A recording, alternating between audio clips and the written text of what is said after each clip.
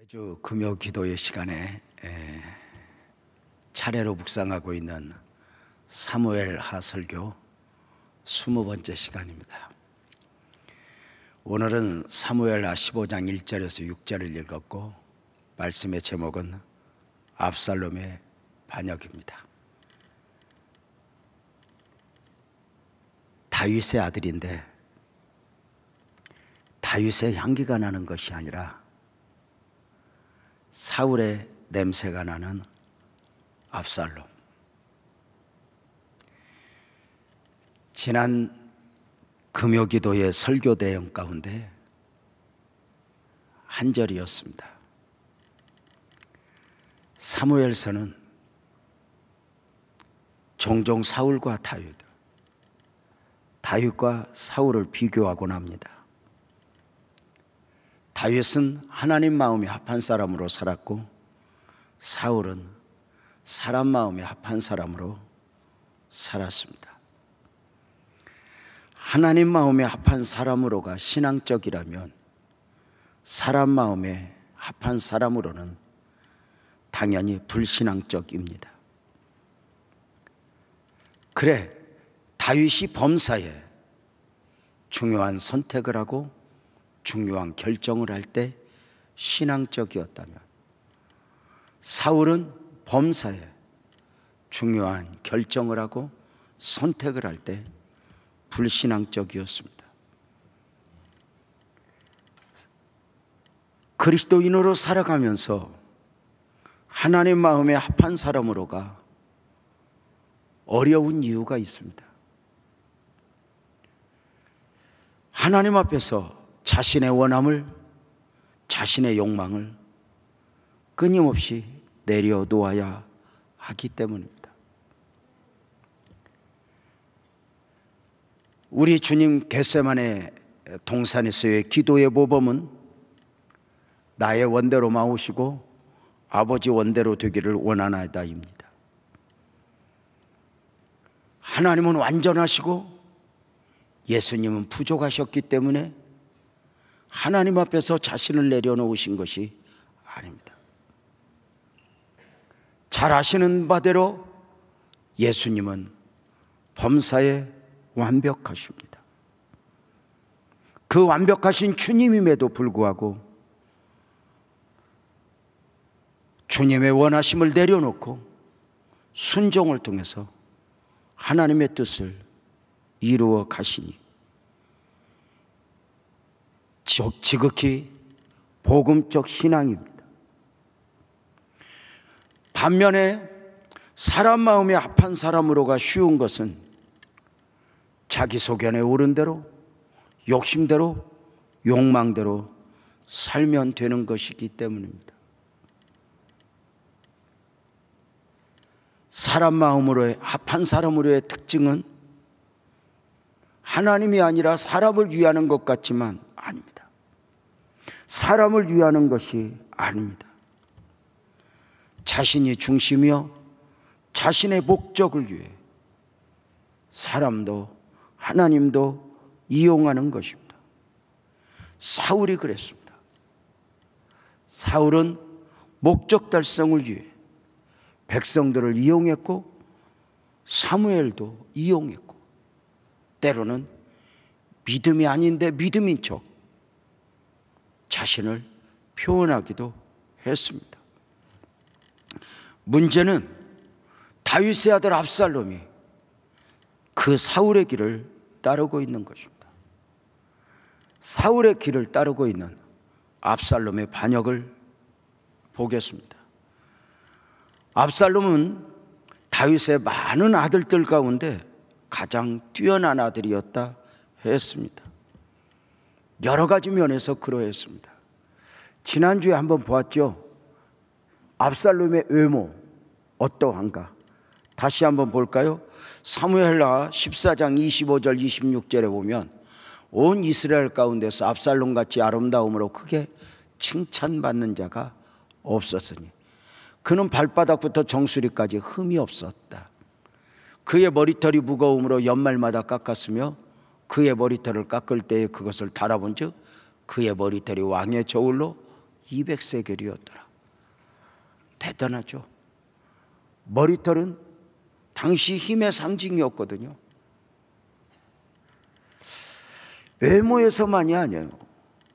일을 처리하는 과정에서 보면 압살롬의 리더십은 참 대단했어요. 자신의 동생 다말을 범한 암논을 단죄하는 과정에서도, 또는 요압을 통해서 아버지와의 관계를 회복하는 그 과정에서도 보여지는 압살롬은 정말 대단했어요. 특별히 오늘 본문에서 보여지는 압살롬의 모습, 반역의 과정도 참 대단해요. 아버지 다윗을 왕의 보좌에서 밀어내고 자신이 왕이 되는 거예요. 압살롬은 우발적으로 일을 처리하지 않아요. 자신의 동생을 범한 배다른 형 암논을 단죄하는 데 있어서도 기회가 오기까지 2년을 기다려요.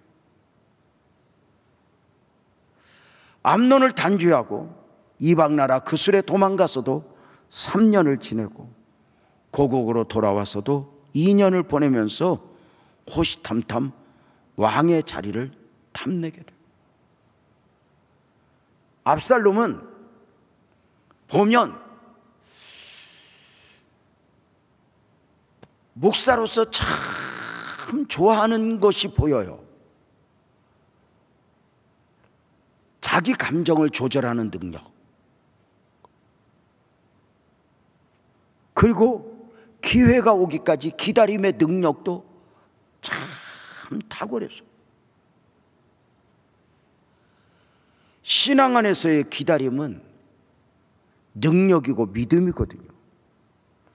대부분 많은 사람들의 실패는 기다림의 실패예요. 특별히 신앙에서 그러하잖아요. 이사야서 30장 18절에 귀한 교훈을 주죠. 귀한 말씀인데 우리 한 목소리로 한번 읽어볼까요? 시작. 그러나 여호와께서 기다리시나니 이는 너희에게 은혜를 베풀려 하시며 일어나시리니 이는 너희를 긍휼히 여기려 하심이라. 대저 여호와는 정의의 하나님이심이라. 그를 기다리는 자마다 복이 있도다. 아멘. 제가 압살롬의 모습에서 두 가지를 말씀을 드렸어요.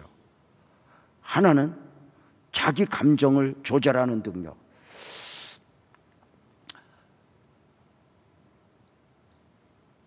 무서울 정도예요. 또 하나 기다림의 능력. 실력자, 참 믿음은 기다리거든요. 서두름은 어쩌면 실력이 없기에 조급함에서 오는 것이 아닐까? 그 대단한 기질을 가지고 반역을 준비하는 압살롬을 볼까요? 압살롬은 왕의 자리를 빼앗기 위해 거짓으로 사람들 마음을 훔쳐요. 당시 송사를, 재판을 원하여 왕을 찾는 절박한 사람들로 하여금 다윗을 오해하게 해요. 사무엘하 15장 3절에 보면 그런 말씀이 있어요. 압살롬이 그에게 이르기를, 보라, 내일이 옳고 바르다마는 내 송사를 들을 사람을 왕께서 세우지 아니하셨다. 이렇게 말해요. 무슨 말이에요? 억울함을 호소해요. 내게 이런 문제가 있습니다. 호소할 때 압살롬은 너의 생각이 옳고 바르다마는, 안타깝게도 너의 생각이 옳고 바름을 판단해 줄 사람을 왕께서 무엇이 분주한지 세우지 않았다. 그러면서 자신이 그 억울함을 들어주며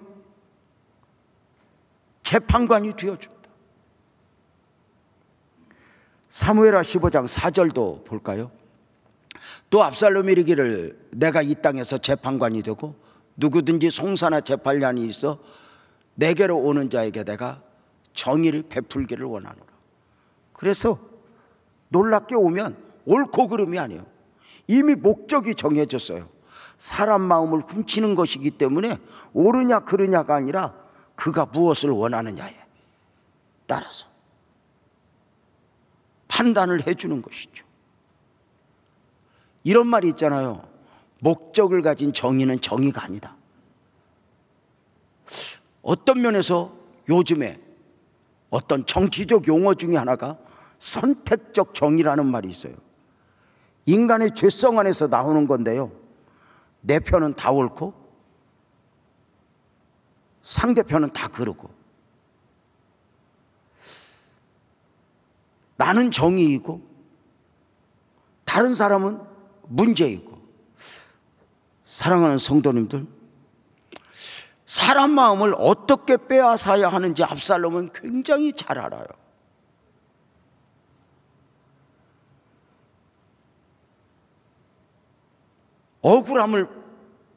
억울함이 해소된 가운데 압살롬 앞에 와서 내가 압살롬 왕자님으로 인하여 내가 이렇게 문제가 해결되었습니다 하고 절을 하려고 하면은 더 큰 감동을 안겨줘요.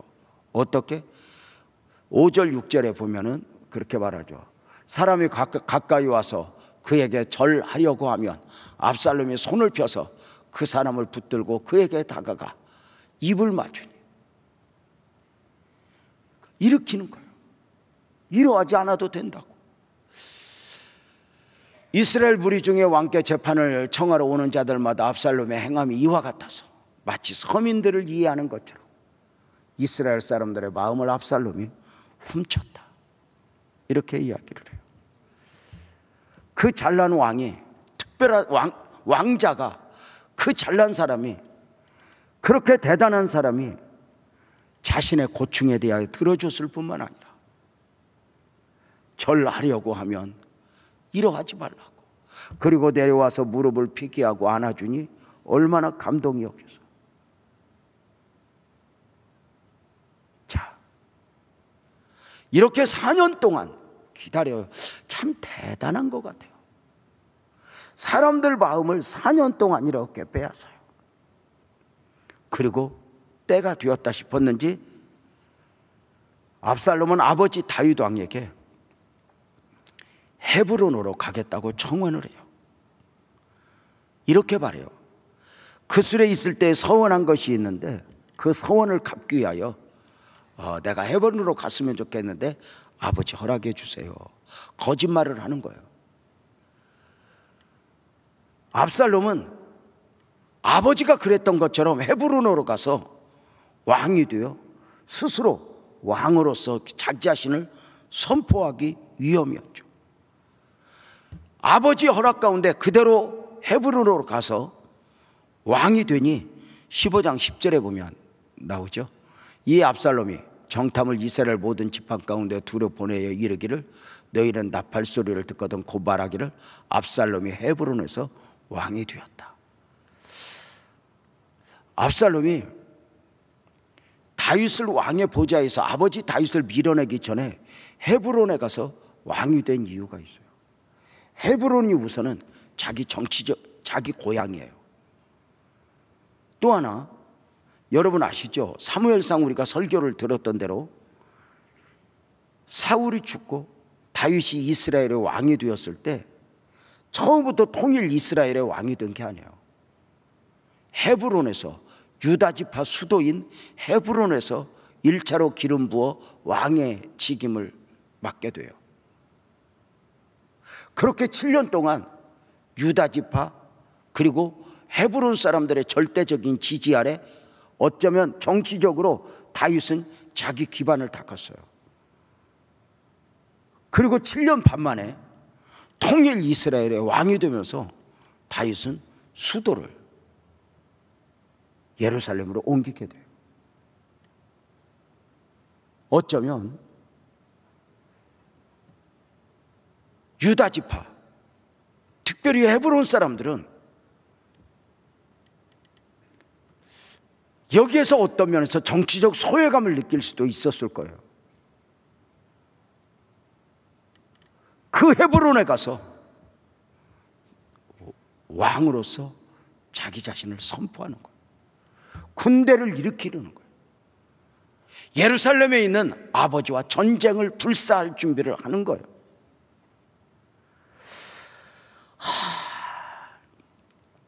여러분, 이 압살롬이 얼마나 대단하냐면 정치력이 아버지를 왕의 보좌에서 밀어낼 때 칼로, 무력으로 피를 흘리는 가운데 아버지를 밀어내는 게 아니야. 이런 치밀한 계획 가운데 피 한 방울 안 흘리고 아버지 다윗으로 하여금 스스로 왕의 보좌에서 도망하도록 만들어요. 여러분, 이것이 그냥 우리가 어떤 전쟁사, 무협지가 아니기에 자세히 그 내막을 기록하지 않아서 우리가 상상하기 쉽지 않지만 어떤 면에서 이건 대단한 거거든요. 피 한 방울 흘리지 않고 아버지를 반역하여 아버지를 왕의 보좌에서 밀어내는 것, 이 과정을 먼저 헤브론에서 왕이 되어서 내가 이 나라의 왕이야, 그리고 정치력으로 아버지를 짓누르면서 스스로 보좌에서 내려오도록 할 정도이니 대단하잖아요. 그의 외모, 그의 실력, 그의 정치력, 아까도 얘기했지만 그의 어떤 기다림, 자기 감정을 조절하는 능력.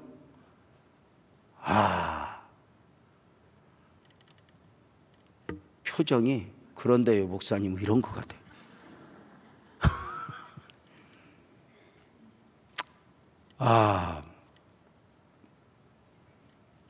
그런데 압살롬이 이스라엘의 왕이 되었습니다. 그런데 왜 우리는, 성경은 압살롬을 축복하지 못하죠? 얻고 싶은 거 다 얻었는데, 이루고 싶은 거 다 이루었는데 왜 우리는 그가 불쌍하게 보이죠? 그는 인간의 힘, 정치력, 모든 것으로 얻고자 하는 걸 얻었지만 그의 삶에는, 그의 모든 것을 얻는 과정은 신앙적이지 않았다는 거죠.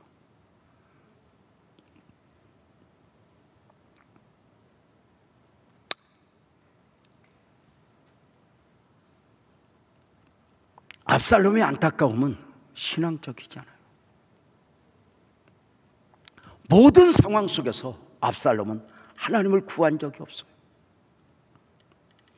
하나님이 아니라 사람을 자기 힘으로 삼았어.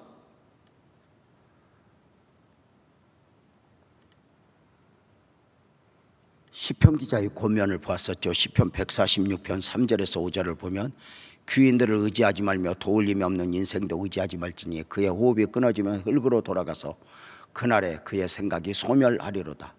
야곱의 하나님을 자기의 도움으로 삼으며 여호와 자기 하나님에게 자기의 소망을 두는 자는 복이 있도다. 우리 이 말씀 크게 한번 믿음으로 읽어봅시다. 끝에 아멘 하면서 시작.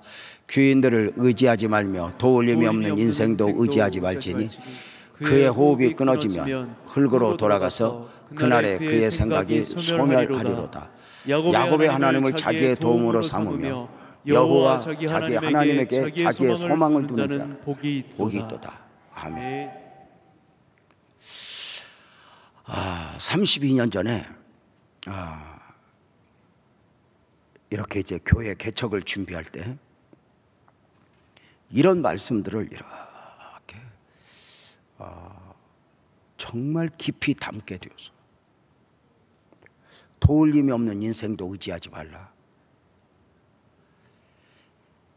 여호와 하나님을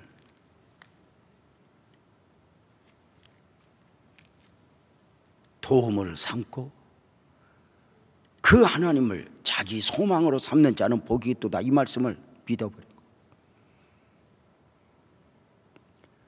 그래서 32년 전에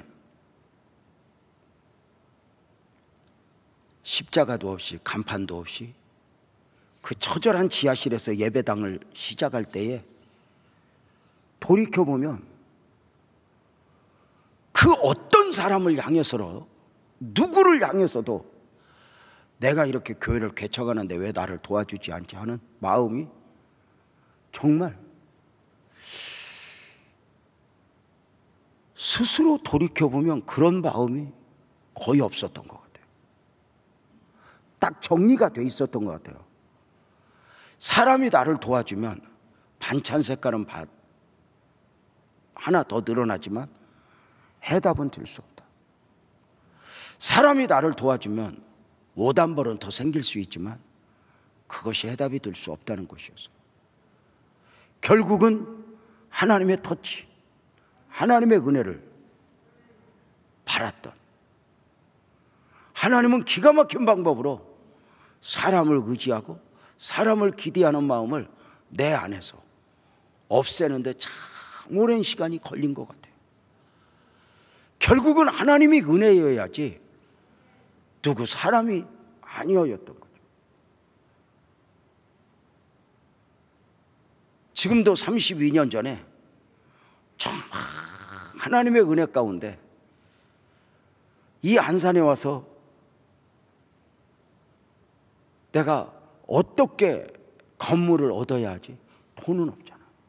근데 하나님이 마음을 주는 거예요. 그렇게 평안함도 주고 인도하시고.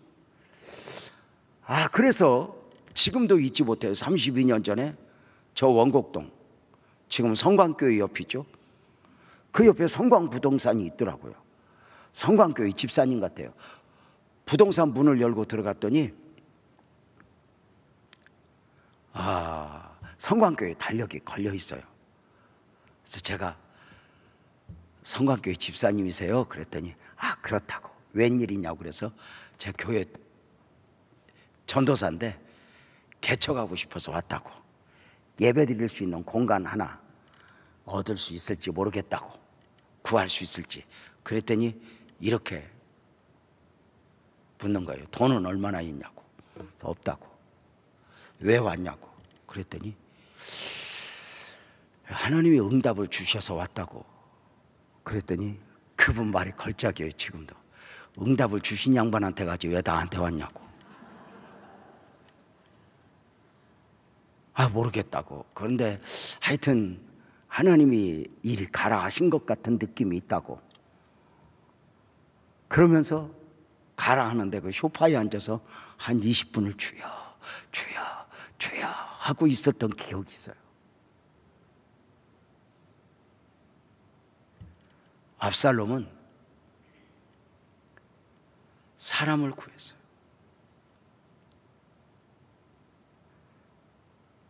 압살롬의 특징은 다윗과 달리 너무 잘나서 하나님의 은혜가 아니어도 되는 사람이었죠.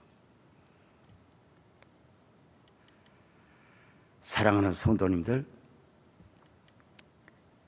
압살롬의 또 하나의 맹점은, 이게 잘난 사람들의 특징인지 몰라도 하나님을 구하지 않았을 뿐만 아니라 언제나 자기가 강해요. 그러면서 자기 부족을, 자기 허물을 고백하지 않아요. 다윗이 다윗 될 수 있었던 가장 큰 이유는 누구보다 뛰어났고 누구보다 의로워서가 아니에요. 다윗의 회개에 있었죠. 다 하나님 앞에서 통회했죠.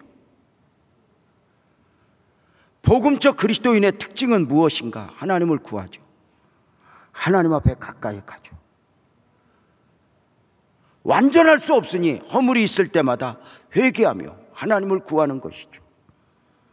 사랑하는 성도님들, 압살롬은 어느 정도까지는 하나님이 아니어도 되었어요. 그러나 결정적 순간에 그가 누구이든 이 땅에 하나님이 아니어도 되는 사람은 단 한 사람도 없어요. 성도님들, 모든 상황이 나를 실망시키고 나를 아프게 할 수 있지만 기다림은 믿음이라고 그랬어요. 끝까지 하나님을 품어낼 수 있는 복된 은혜가 우리의 사랑하는 성도님들 모두에게 넘치기를 주님의 이름으로 축복합니다. 저는 참 요셉을 좋아한다고 자주 말씀을 드려요.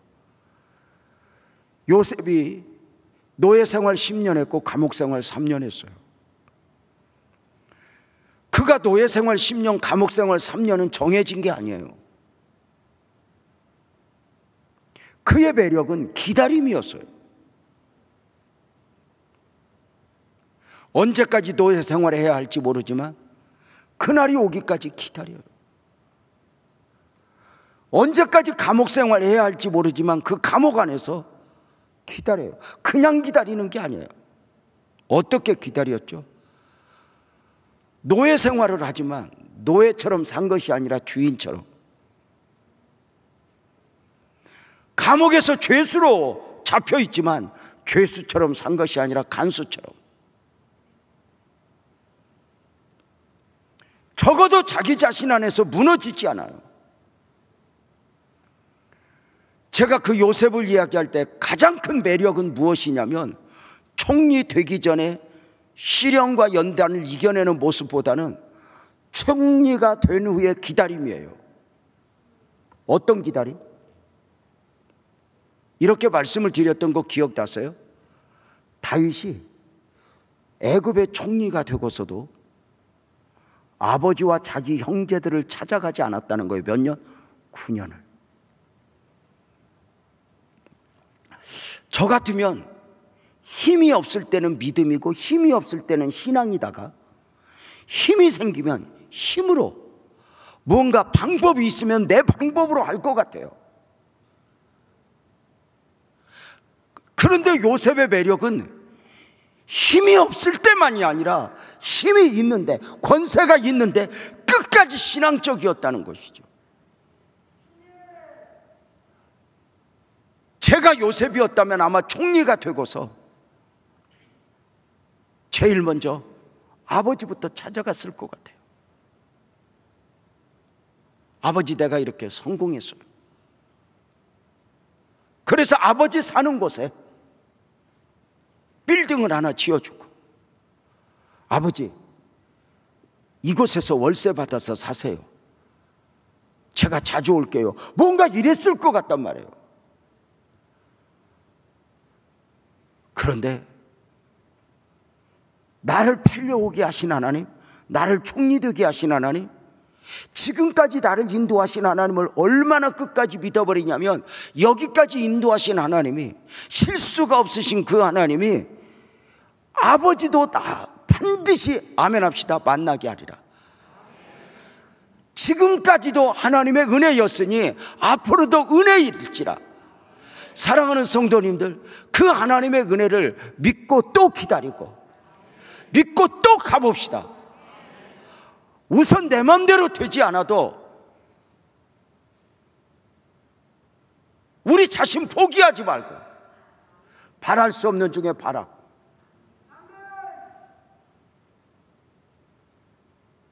다시 말씀을 드리지만 요셉의 대단함은 총리가 되기 전에가 아니에요. 총리가 되고 나서요. 어느 날 그게 보이는 거예요. 나이 17에 팔려왔으면 주소 알아요. 형들이 곡식을 사러 올 정도였다면 말 한 필 몰고 다녀올 수 있어요. 아니, 내가 가지 않아도 비서를 시켜서 아버지 어떻게 하고 계신지 한 번만 보고 와 해도 되는데, 아주 작은 분야에서까지 인간적이지 않고 여기까지 인도하신 하나님이 앞으로도 역사하실 걸로 믿고 그 하나님 앞에서 끊임없이 기다리는,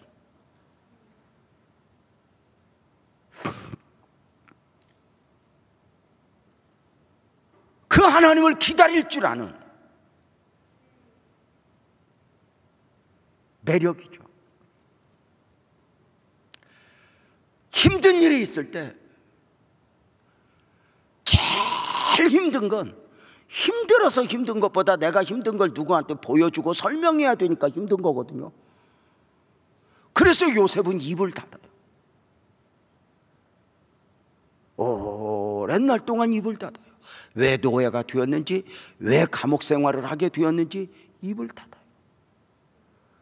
그리고 비로소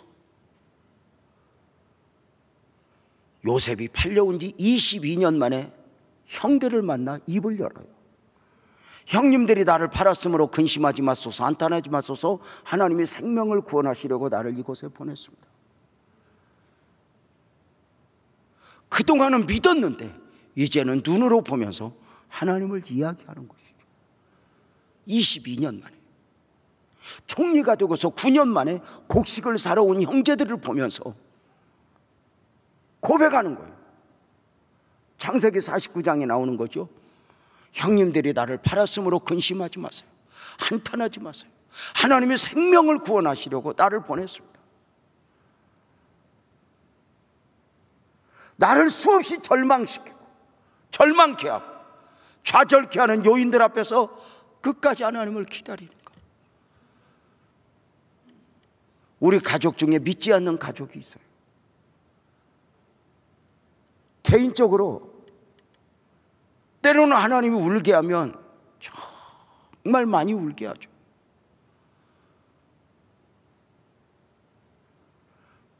그래서 내 안에서 어떤 때는 이렇게 폭이 되어지려고 할 때가 있어요.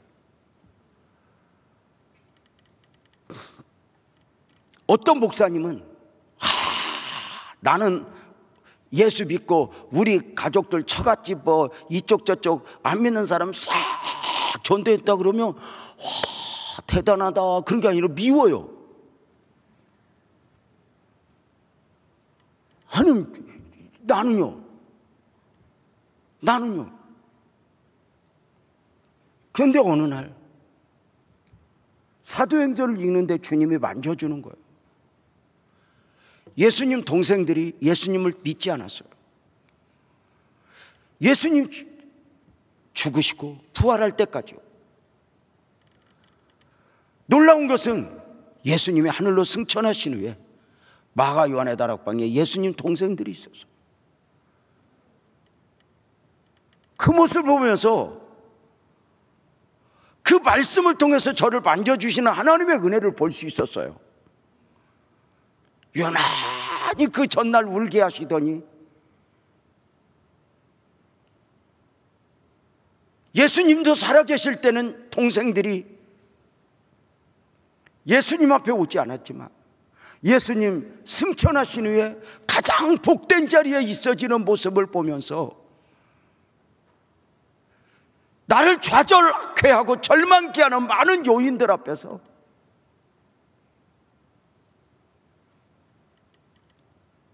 나는 끝까지 하나님을 보고 하나님을 기대하는 것.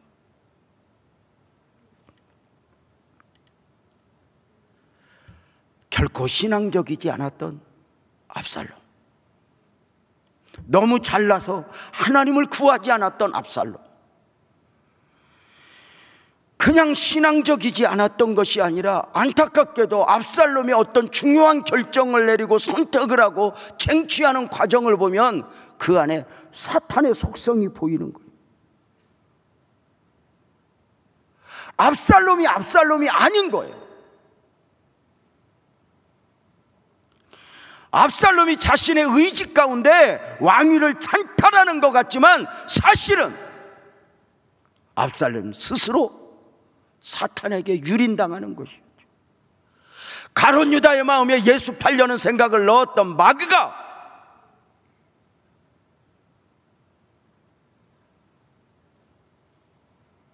압살롬의 마음을 빼앗은 것이죠.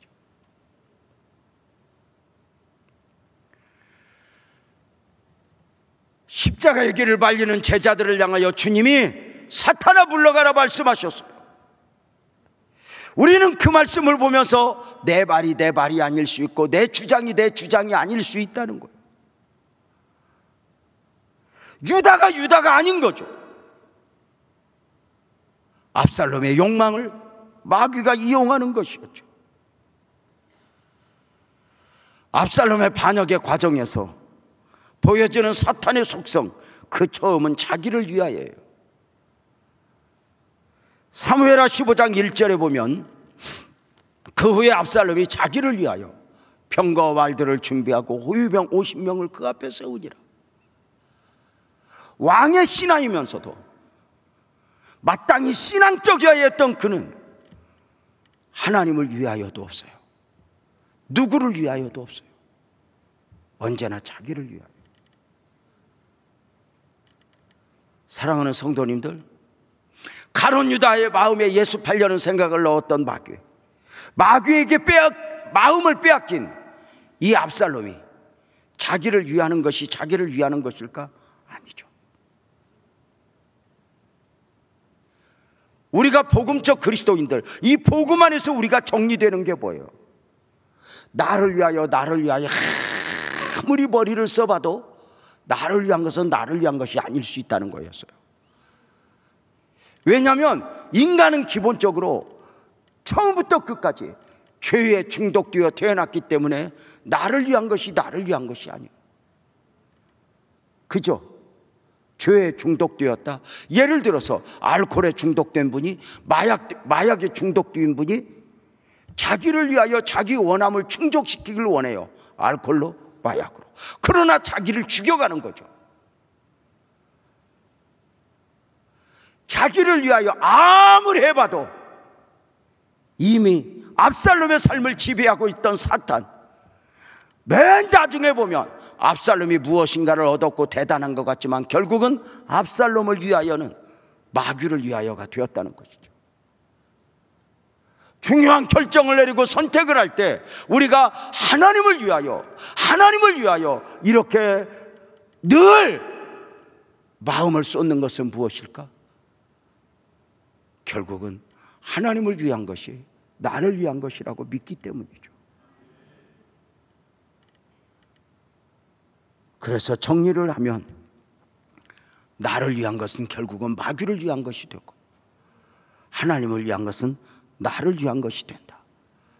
이것이 어떤 면에서 중요한 신앙적 원리인 것 같아요. 요만한 아이들이 자기를 위해서 욕심을 내요. 어른들 눈으로 보면 그 참 아이들 욕심내는 모습이 참 어리다 싶죠. 어떤 면에서 우리가 그러하지 않을까? 그래서 하나님을 우리는 믿기는 믿지만 이렇게 믿음으로는 하나님을 믿고 나머지 나의 삶은 내가 책임져야 되고 어디 가서 아파트도 사야 되고 땅도 사야 되고 이래야 뭔가 하나님이 주시는 평온보다는 이쪽 걸로 평온함이 얻어지는 이런 것만이, 물론 일부러 외면하지 말라는 건 아니에요. 그러나 중요한 것은 때로는 나를 좌절케 하는 많은 요인들 앞에서 끝까지 기다리고 끝까지 신앙적이고 끝까지 주님을 보고 다가가는 영성. 오늘 또 성도님들, 여러분 어때요? 오늘 예배당에 오신 것은 그냥 나를 위해서가 아니라 여러분 모두가 주님의 사람으로서 주님을 위해서 왔다고 생각하면 그것이 여러분을 위한 것이 될 수 있어요. 나를 위해서? 아니요. 왜요? 내가 사는 것은 내가 사는 것이 아니잖아. 나를 좌절케 하고 절망케 하는 모든 요인들 앞에서 나는 주님을 위하여, 내가 사는 것은 내가 사는 것이 아니게 되는 놀라운 축복의 은혜죠.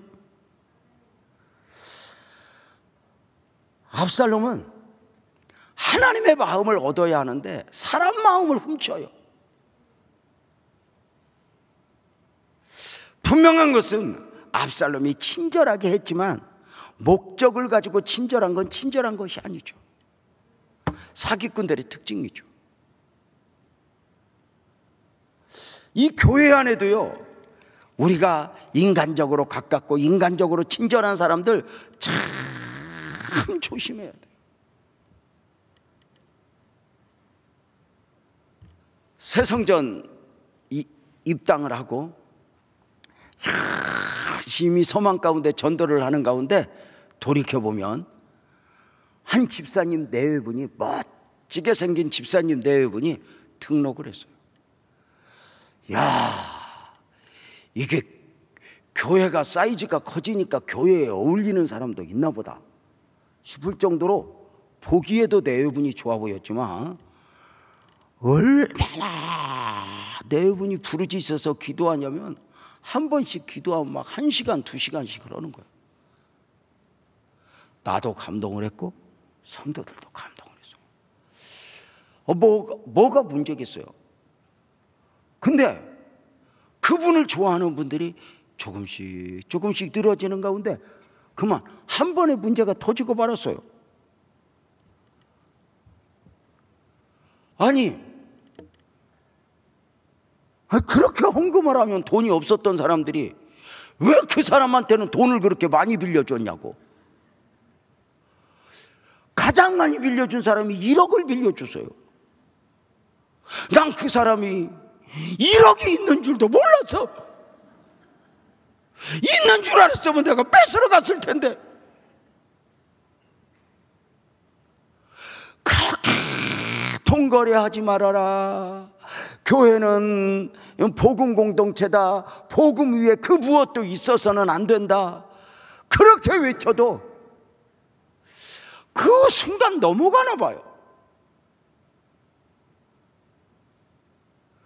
여러분, 교회에서요, 제가 보면 의외로요, 기도 많이 하고 돈 빌리는 사람 위험합니다.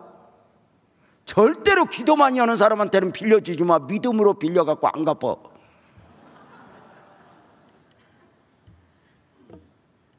막 불같이 주여 막 하고, 제일 무섭거든. 내가 기도했는데 당신한테 가라더라. 뭐 이거 무섭거든. 절대로 기도하고 인간적인 것은 영적인 게 아니에요. 끝까지 하나님을 기다리.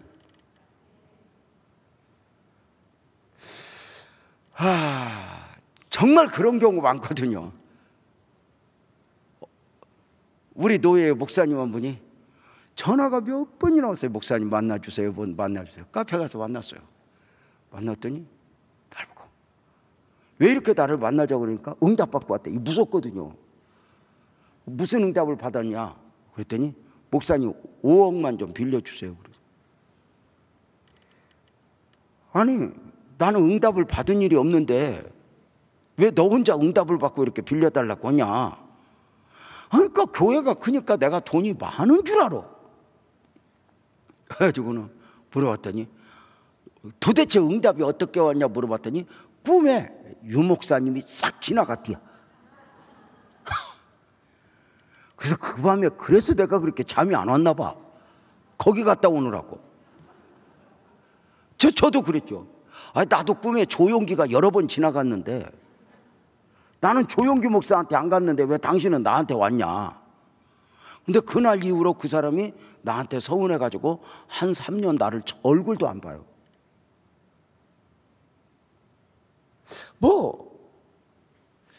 참 우리가 중요한 것이 바로 뭐냐면 훔치는 거예요. 속이잖아요. 속여. 마귀의 속성이죠. 목적을 가지고 친절하고 목적을 가지고 말을 하고 굉장히 위험해요.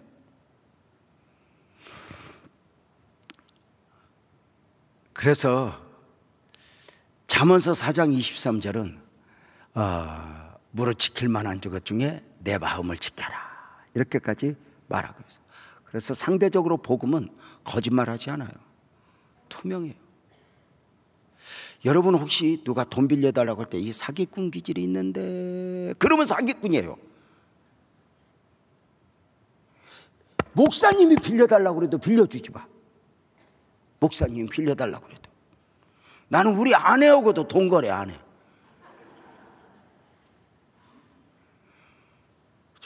은근히 저 사기꾼 기질이 있어요. 저 여자도.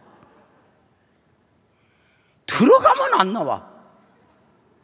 여자들은 늘 없던데. 여러분 보세요. 참 중요해요. 압살롬은 목적이 딱 정해진 가운데 믿음이 아닌데 믿음인 것처럼 이용해요. 아버지에게 헤브론으로 가겠다고 청원을 하면서 속이는 장면을 보면 15장 7절 8절에 보면 이렇게 말해요. 4년 만에, 그러니까 이 4년은 뭐 잘못 기록되었다 또 있지만 이 4년은 아버지와 백성들 사이에서 이간질을 시키고 마음을 빼앗는 과정인데요. 4년 만에 압살롬이 왕께 이르되 내가 여호와께 서원한 것이 있사오니 청하건대 내가 헤브론에 가서 그 서원한 것을 이루게 하소서. 당신의 종이 아람 그술에 있을 때에 서원하기를 만일 여호와께서 반드시 나를 예루살렘으로 돌아가게 하시면 내가 여호와를 섬기리이다 하였나이다. 얼마나 멋진 말이에요. 이렇게 다윗이 하나님 우리 아들 믿음 좋아지게 해주세요, 우리 아들 신앙적이게 해주세요 그랬는데 이렇게 기도했더니 열매를 이루었나, 드디어 때가 됐나, 세상에 이놈이 이렇게 믿음을 말하네. 근데 이용하는 거예요. 그가 무슨 서원을 했겠어요? 아마 그 술에 있을 때 내가 아버지 왕의 자리를 뺏어야지, 이런 욕망은 있었을 거예요. 여러분, 아버지를 속여요. 마귀마저도 믿음을 이용해요. 무엇보다도 어떤 면에서 헤브론 사람들의 섭섭함을 이용해요.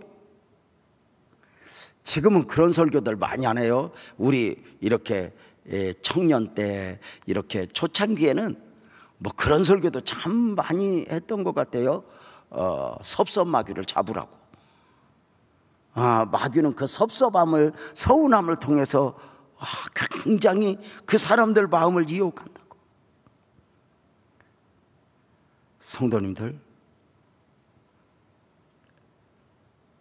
압살롬은 그 좋은 머리, 그 똑똑함, 모든 과정 속에서 안타까운 게 신앙적이잖아. 하나님의 은혜가 보이잖아. 이제 32년 목회했고 목사를 준비하는 과정도 이렇게 긴 시간 이렇게 돌이켜보면 그때 당시에 무엇은 이익을 얻었고 손해를 받고 5년 지나 10년 지나고 보니까 이익을 얻었냐 손해냐는 별로 의미가 없은 것 같아요. 이 수준 높은 말을 알아듣나? 이 마스크를 쓰고 있으니까 표정도 전혀 모르겠고. 자, 보세요. 예를 들면 20년 전, 30년 전, 15년 전 이익이냐 손해냐, 그때 이익을 봤다 해서 지금도 이익으로 남아있는 게 아니고 그때 손해를 봤다고 해서 지금 손해도 아니에요. 남는 것은 이익이든 손해이든 크게 아멘합시다. 신앙적 반응을 보였던 거, 이것만 남아요.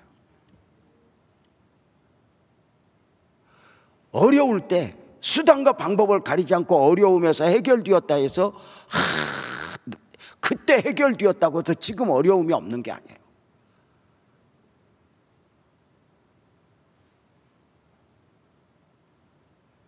우리 교회 32년 목회하는 과정 속에서 참 감사한 것이 너무 많았던 것 중에 하나가 바로 무엇이냐면, 성도님들도 잘 알다시피 처음 성전 건축을 하기 위해서 땅을 매입했다가 이것이 무슨 이제 사기 비슷한 것에 휘말리면서 재판을 하고 싸움을 하고 해야 하는 이 과정 속에서 다 내려놓고 하나님을 믿고 포기했던 이것은 우리 교회의 어떤 면에서 보이지 않는 거대한 영적 자산이고 어떤 면에서 정신이 되어 있는 것이죠. 누가 나를 힘들게 해도 위로는 하나님께, 누가 내게 손해를 입혀도 보상은 하나님께, 이렇게 끝까지 바라는 거 바래요. 근데 중요한 게 있어요. 그때 많은 돈을 손해봤어요. 성도들 오해도 있을 정도로. 근데 지금 돌이켜보니까 그 손해가 지금 손해가 아니잖아요. 때로는 손해 안 보려고 바둥대던 적도 있어요. 그래서 어떤 면에서 돈 몇 푼, 아니 감정적으로 이익을 봤어요. 그러나 10년 20년 지나고 나니까 그 이익도 이익이 아니에요. 남는 것은 무엇이냐? 압살롬이 왕위를 얻었다. 무엇을 얻었다? 근데 그것이 나중에 보니까 영원한 게 아닌 거예요. 이제 다음 주에 보겠지만 다윗이 압살롬과 다투지 않아요. 그가 원하는 자리를 왕을 내줘요. 놀라운 게 쫓겨나고 있는데 초라하지 않은 거예요. 모든 걸 잃어버렸는데 초라하지 않은 거예요. 왜 그래요? 그것이 신앙적이었기 때문에, 영적이었기 때문에, 그리고 우리가 다윗의 결국을 알기 때문에.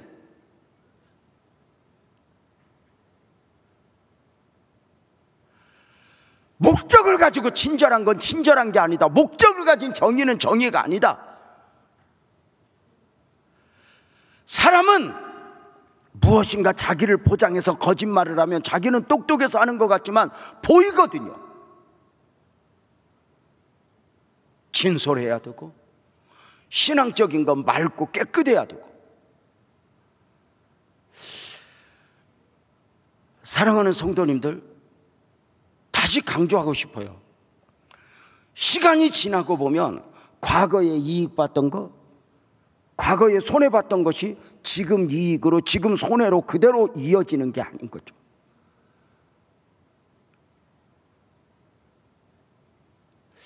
이런 예를 들으면 안 되는데 갑자기 왜 그 예만 생각이 날까? 예를 들어서 그때 어렵다고 11조 돌려먹었는데, 아니 그것밖에 생각이 안 나서 얘기를 하는 거야. 그 예는 얘기는 안 하려고 했는데, 11조 돌려먹었는데 지금 그게 이익이냐고. 그때 부끄러움만 있지. 근데 어렵고 힘든데 하나님 정말 그랬는데 지금 돌이켜보니까 그 몸부림은 남은 거죠. 신앙적이었던 거. 그래서 어떤 면에서 압살롬은 얻을 걸 얻었는데 초라하고, 다윗은 잃어버렸는데 초라하지 않고, 나중 결과도 있지만 쫓겨날 때 신앙적이었고 얻을 때 인간적이었던 이 결과가 아닌가? 사랑하는 성도님들, 코로나19 때문에 어렵고 힘들지만 우리가 끝까지 하나님을 기다리고, 바랄 수 없는 중에 크게 하면 합시다. 바랄 수 없는 중에 바라고, 어떤 정말 누가 봐도 쓰러질 것 같은데, 누가 봐도 포기해야 할 것 같은데 포기하지 않고, 나는 주님을 믿습니다. 나는 주님을 소망합니다. 이 몸부림쳤던 이 과정들은 언젠가 우리에게 옛날 말 할 수 있는 영적 자산으로 남을 줄로 믿습니다. 이게 참 귀한 것 같아요. 돌이켜보면 정말 제가 처음에 목사 될 때 제가 오랫동안 벌었던 돈들, 이거 우리 목사님이 헌금하라고, 그 목사님은 나하고 좀 달라요. 그 목사님은 돈 냄새를 맡아갖고 헌금을 하고도 잘해요. 밥 먹자 그러면 위험하거든요, 그 목사님은. 왜냐면 근데 또 이거 알아요. 그 기도하면 보이나 봐. 나는 안 보이던데. 근데 제가 처음에 목사 되기로 하고 제가 가지고 있는 돈을 하여튼 반절은 헌금, 반절은 뺏겼어요. 돌이켜보면. 그런데 그것 때문에 대가를 지불했죠. 교회 의자에서 6년을 잡고 정말 많은 눈물을 흘렸어요. 근데 그것 때문에 지금 은혜가 있는 거예요. 그때 만약에 내라고 할 때 마치 다 낸 것처럼 하고 조금 남겨놓고 방어들 돈, 먹고 살 돈 좀 남겨놨으면 그때는 좀 편했을지 몰라도 그만큼 나한테 영적인 추억들, 간증들이 있었을까? 없었을 것 같아요. 그런 면에서 저한테는 정말 큰 축복이고 은혜였던 것이죠. 지금 얼마나 어렵냐, 지금 얼마나 편안하냐, 이게 아닌 거죠. 이 코로나19 이 상황이 도대체 어떻게 언제까지 모르겠어요. 그러나 우리가 좀 더 하나님 앞에 이렇게 가까이 가야 되는 것 아닐까? 중요한 건 다윗을 통해서 세우고자 했던 하나님의 나라를 압살롬은 이 나라를 무너뜨려요. 결국은 하나님을 대적하는 것이죠. 다윗을 통하여 세우고자 하는 나라는 제사장 나라예요. 그러나 압살롬이 세우고자 하는 나라는 세상에 사람이 왕인 나라예요. 어떤 나라로? 어떻게? 그 정권 처절한 싸움이죠. 문제는 내 안에도 내 삶에도 이런 영적인 싸움이 있을 수 있다는 거죠. 신앙적이냐 아니면 영적이냐.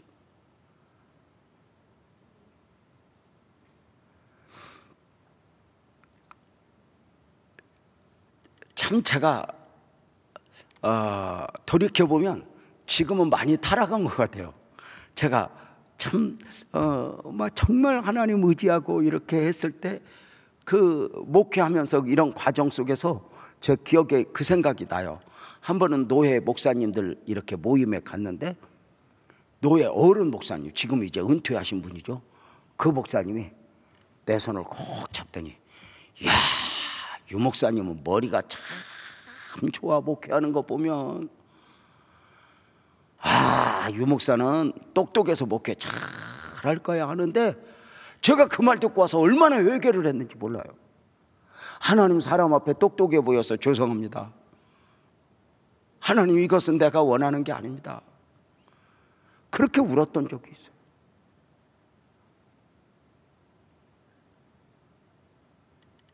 여러분은 압살롬을 원해요? 다윗을 원해요? 다음 주까지 이어서 함께 본다면 압살롬은 얻었는데 우리 눈에 초라해 보여요. 왜요? 신앙적이지 않았습니까? 다윗은 쫓겨나는데 초라해 보이지 않아요.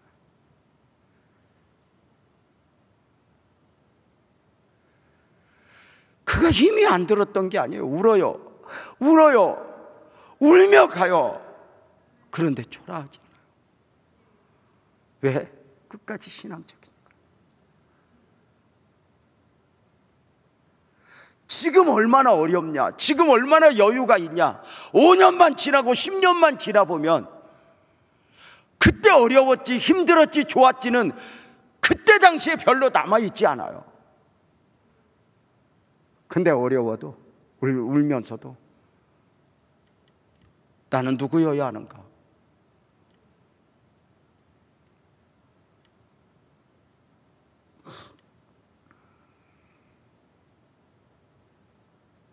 얼마 전에 한 자매가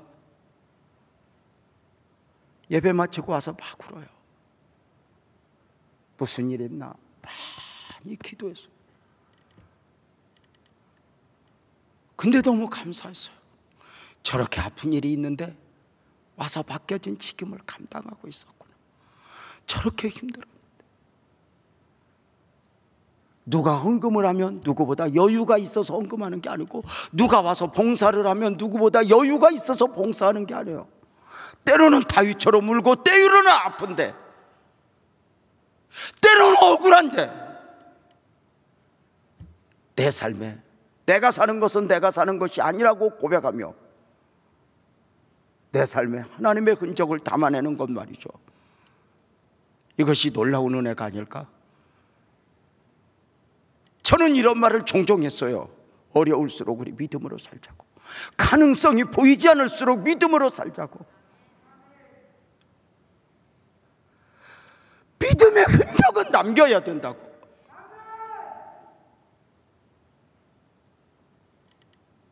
그날에 베푸실 그 하나님의 은혜를 기대하며, 나의 나 된 것은 하나님의 은혜로다, 이 고백을 또 하고 또 할 수 있는 그날까지 소망하며, 오늘도 나는 주님을 믿습니다 외칠 수 있는 복된 영성이 사랑하는 성도님들 모두에게 넘치기를 주님의 이름으로 축복합니다. 그렇죠? 다 같이 아멘이죠? 여러분 동의하시죠? 10년 전, 15년 전, 20년 전 이익이 지금도 이익 아니고 그때 손해가 지금도 손해가 아니야. 남는 건 그때 믿음으로 살았던 거. 용서할 수 없는 사람 용서하고 사랑할 수 없는 사람 사랑하고 그때 기어서라도 예배당에 나와서 몸부림을 쳤던 이것만 우리에게 어떤 면에서 남아있는 것이 아닐까?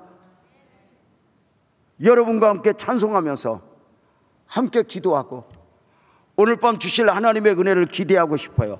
우리 모두 자리에서 일어나서 나는 주님께 속한 자, 이 찬송하면서 우리 주님, 내가 주님을 믿습니다 이렇게 고백하며 찬송합시다.